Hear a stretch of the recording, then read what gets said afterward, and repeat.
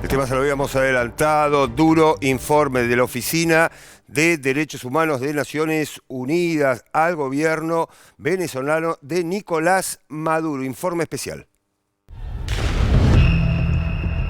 Es justo, no es justo, ¿verdad? A casi 2 meses de las elecciones, la escalada represiva del gobierno de Nicolás Maduro tras los comicios del pasado julio agravó la crisis política y social en Venezuela.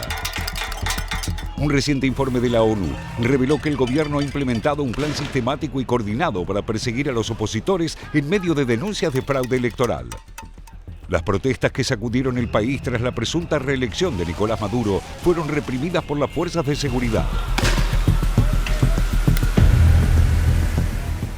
El informe Misión Internacional Independiente de Determinación de los Hechos sobre Venezuela reveló que 24 de las 25 muertes durante las manifestaciones fueron causadas por disparos, la mayoría dirigidos a jóvenes de menos de 30 años que recibieron heridas en el cuello. Uno de los manifestantes fue asesinado a golpes. Además, entre las víctimas se encuentran 2 niños.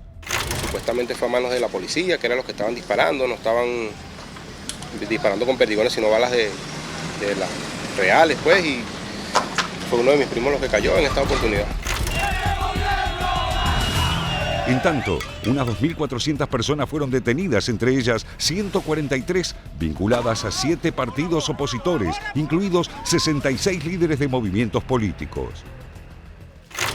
Los vamos a derrotar, los vamos a revolcar, los vamos a aniquilar y van a ir presos y presas todos aquellos quienes han provocado dolor y zozobra a nuestro pueblo.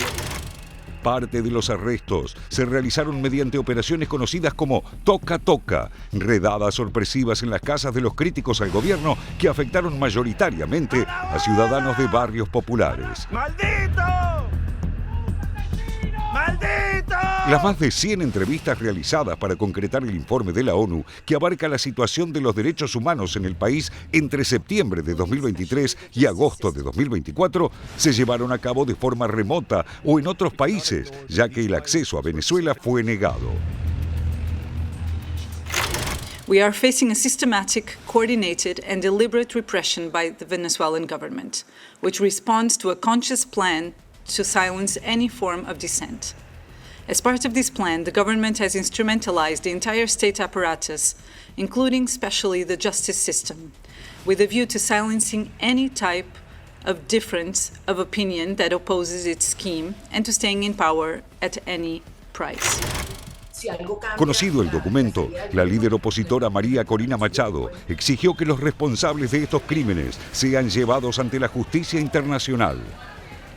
En el último mes, 4 ciudadanos estadounidenses, 2 españoles y un checo fueron detenidos bajo la acusación de formar parte de una conspiración contra Nicolás Maduro. Soy Nicolás Maduro Moro, presidente reelecto. Tanto Estados Unidos como España negaron las acusaciones. La tensión entre Caracas y Madrid se intensificó tras la llegada a España del opositor Edmundo González Urrutia, quien solicitó asilo el pasado 8 de septiembre tras un mes en la clandestinidad.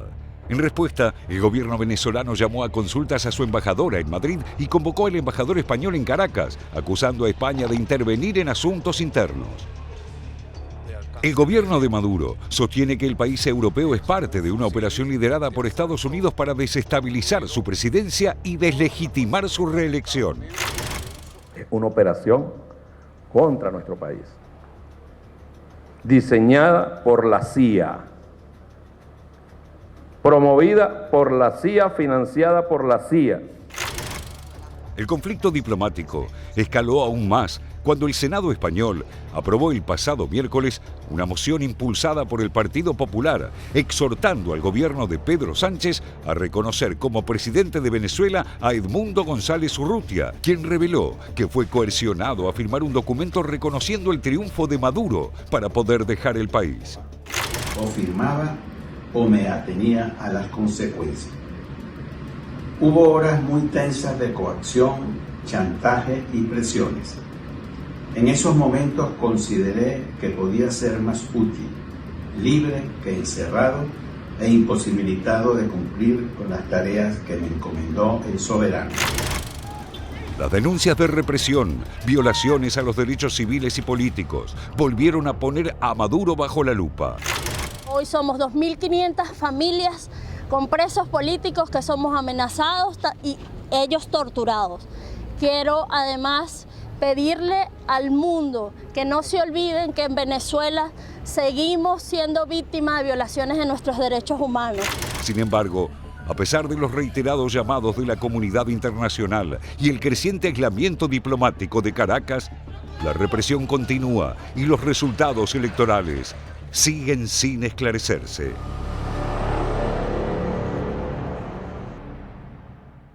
Y a propósito del informe de Naciones Unidas contra el gobierno de Nicolás Maduro, estos son los puntos sobresalientes de este informe. Félix Taylor, a ver. Exactamente, Pablo. Esta es la conclusión del informe del Consejo de Derechos Humanos de la ONU que dice: tras las elecciones presidenciales del 28 de julio de 2024, el Estado reactivó e intensificó la modalidad más dura y violenta de su maquinaria de represión. Abandono de las garantías judiciales, violaciones a los derechos humanos como parte de un plan coordinado para silenciar, desalentar y sofocar a la oposición al gobierno, delitos documentados, detenciones arbitrarias, desapariciones forzadas, torturas y violencia sexual contra críticos del gobierno, opositores o personas percibidas como tales. Además, algunas de las violaciones registradas constituyen crímenes de lesa humanidad. Bueno, los puntos centrales de este durísimo informe de la Oficina de Derechos Humanos de Naciones Unidas contra el gobierno de Nicolás Maduro. A ver, Leticia. Sí, por un lado diría, bueno, por supuesto está la encrucijada venezolana, ¿no? Sí, claro. Bueno, lo encaramos hoy por el tema del informe, por supuesto, esto que mencionábamos al comienzo, que se registraron más de 20 personas que fueron asesinadas en los días posteriores a la elección del 28 de julio, que se confirma que murieron por un disparo, ¿no? Que les dispararon.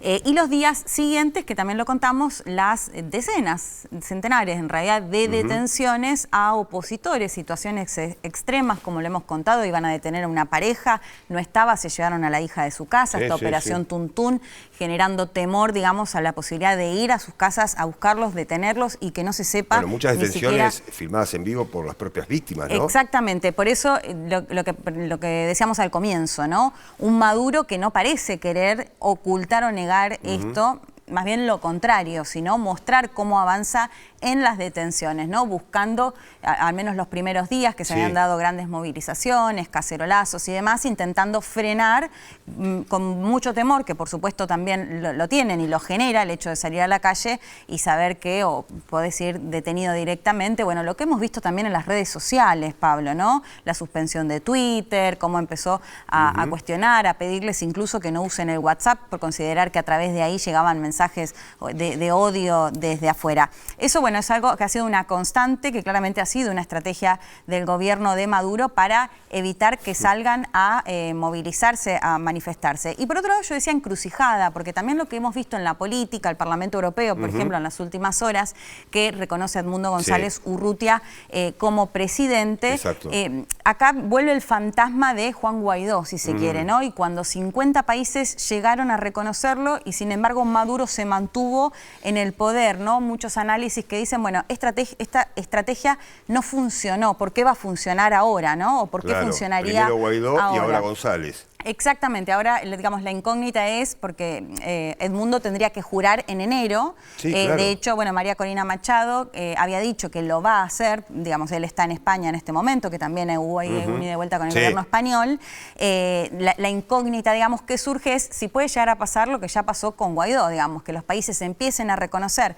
la presidencia de Edmundo González Urrutia, pero en definitiva el que sigue gobernando en Venezuela es Nicolás Maduro. Por eso yo sigo insistiendo, me parece que mientras no haya un quiebre con las Fuerzas Armadas que lo sostienen, con los países de afuera que lo sostienen y sobre todo dentro del gobierno de Nicolás Maduro, que bueno, mucho se dice, nadie va a salir a decir, bueno, no presentamos las actas, hubo fraude, porque también muchos de ellos tienen miedo de lo que les puede llegar a pasar una vez que ya no estén en el gobierno, ¿no? Esto es lo que me decían que de alguna forma mantiene cierta unidad, entonces me parece que mientras no haya un quiebre dentro del gobierno de Maduro y no rompa con las Fuerzas Armadas y mantenga apoyo de países como Rusia, Rusia, como China, como Irán, que han sido sus aliados internacionales en los momentos, digamos, en esto, sobre todo cuando hablábamos de lo de Juan Guaidó, me parece que ahí el tablero no se mueve mucho, digamos, ¿no? Y con este fantasma sí puede llegar a pasar lo mismo que los días ya pasó. están pasando y falta muy poco para enero, está a la vuelta de la esquina. Sí, y todo lo que ha tenido que ser, lo que ha sido con el tema de la elección tampoco se ha avanzado en nada, porque recordemos que sigue sin presentar las actas, digamos, como lo decía ahí en el informe, sin ninguna resolución. Las únicas actas que se conocieron son las que la oposición subió a una página web donde le dan la victoria a Edmundo González Urrutia, y eso siguió de tal manera que incluso ya ni siquiera se habla tanto de eso, ¿no? Logró Maduro que ni siquiera ya el foco esté puesto en el tema electoral. Por eso digo, me parece que continúa esa situación, bueno, con estos idas y vueltas, y sobre este fantasma sí puede llegar a pasar lo mismo que ya pasó con Guaidó y que Maduro se mantuvo en el poder igual. Bueno, por supuesto, el tema Venezuela es un tema que vamos a seguir analizando en las próximas ediciones. Ahora volvemos a recorrer el mundo, diferentes noticias, luego Félix Taylor le va a estar contando lo que estaremos analizando. Francia, polémica por videos de abusos a Pelicot. La víctima pide que se difundan las grabaciones donde era sometida a violaciones y abusos por parte de su esposo y otros hombres, con el objetivo de que la sociedad tome conciencia de la magnitud de esos delitos y la necesidad de prevenirlos. El presidente del tribunal que tramita la causa rechaza la publicación del material por considerarlo indecente y chocante para el público. Colombia. El gobierno suspendió el diálogo de paz con el Ejército de Liberación Nacional. Luego del ataque con explosivos que mató a 2 militares y dejó 26 heridos, la delegación gubernamental del diálogo comunicó la decisión de poner fin a la apuesta del presidente Gustavo Petro para terminar con un conflicto interno de más de 6 décadas que dejó más de 450.000 muertos. Se estima que la medida intensificará las hostilidades del Ejército de Liberación Nacional. Inundaciones devastadoras en Europa. Producto de las intensas lluvias, hay complicaciones en Polonia, Hungría e Italia, entre otros países. Hasta el momento hay al menos 24 muertos y numerosos desaparecidos, producto de los desbordes de ríos y arroyos. El fenómeno meteorológico generó cortes del suministro eléctrico, cortes de carreteras y servicios de transporte público y miles de evacuados.